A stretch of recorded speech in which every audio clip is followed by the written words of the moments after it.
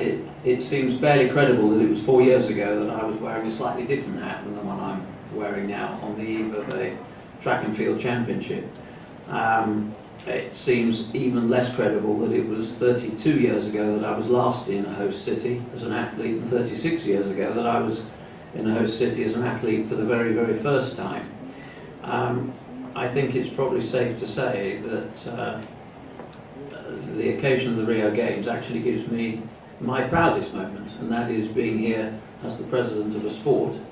that I feel passionate about, that I'm very privileged to be serving in, and I guess I have the luxury of also sitting looking at some of the names that will be competing and serving up performances in the next week or so that would have graced any era in our sport.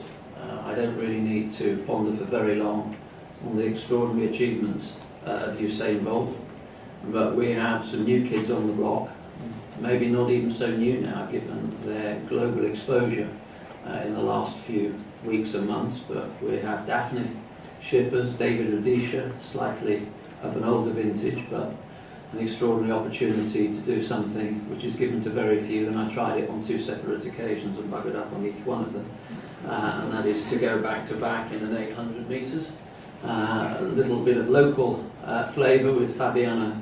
Mura. Mo, of course, if I'm allowed a little bit of national pride. Valerie Adams, an extraordinary contributor, the bedrock of Oceania track and field for so many years, and of course we love head-to-heads. Karani James and Wade Niekirk, who I saw win the African Championships in Durban just a few weeks ago, is a fairly tantalising proposition, and we have Family Eaton. So, you know, when we are looking across our sport at and at ourselves, this is an extraordinary high-class set of competitors to be serving up to a global audience over the next week and a half, and I'm very proud to be sitting here